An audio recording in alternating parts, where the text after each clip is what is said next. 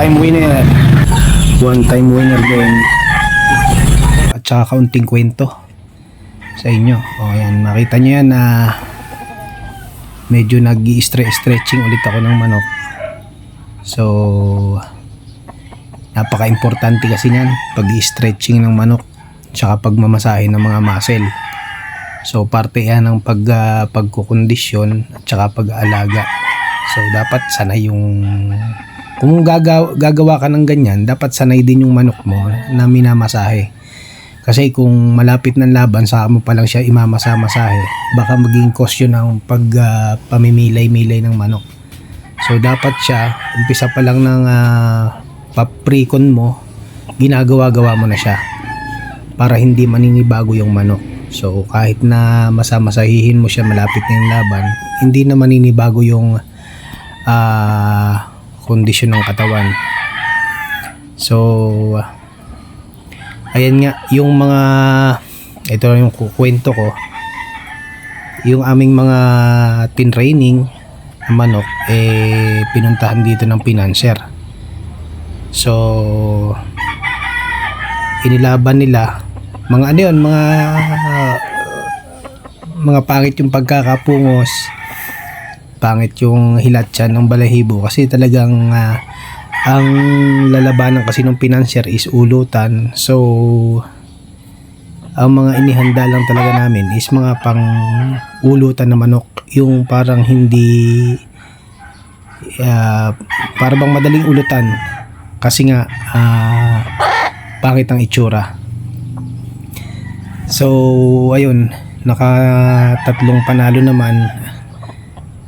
Hindi nga lang pinalad yung puti na mabuhay, pero panalo rin naman si Whitey. Panalo si Whitey kaya lang hindi na nakauwi. Yung dalawang talisay naman parehas panalo din.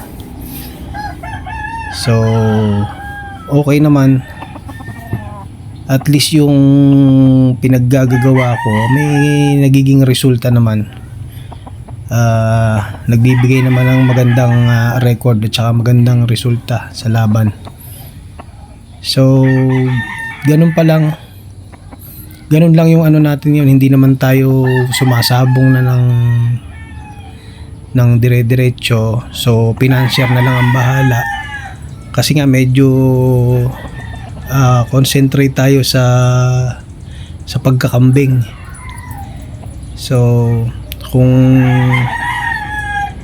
basta ang pinaka-importante talaga, dapat yung aalagaan mo at yung mga kinukondisyon mo, alam mo kung anong kalidad, at dapat talaga ay good yung kalidad niya. Kasi mahirap po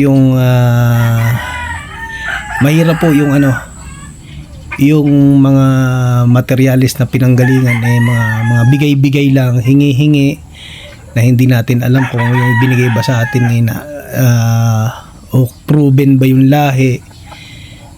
Mahirap po yun kasi ang tagal ko rin pong nagpalahi. Alam mo sa sarili mo, at saka talagang hindi ka mamimigay ng alam mong proven lines.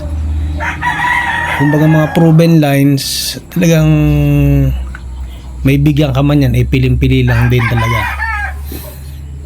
Pero yung mga katulad ng mga, meron din naman sa atin na pag napunta ka sa ibang sabihin siya, o dalhin mo na si ganito, dalhin mo na yan sa mga kaibigan natin.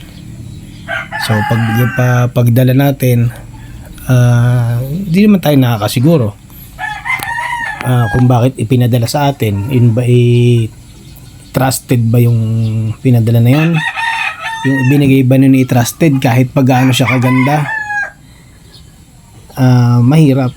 So talagang dapat kukuha ka ng mga pang breed sa mga trusted rin na breeder, yung may mga proven lines. At ganun din sa mga alagang ibang hayop, importante talaga yung proven lines. Sa katulad ng kambing, ng baka, iba yung may papel, may pedigree. Kahit sa mga aso, iba yung may pedigree.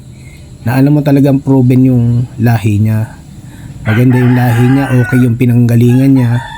Sa manok naman, may ganyan din eh. May mga bibigyan ka rin ng record card. Ito yung isa sa mga pinractice natin. Pininance ng ating ilang financier. Ayan. Nakapanalo naman. Panalo siya. Si YT panalo din. Kaya lang sinawing palad. Maganda ang kalidad.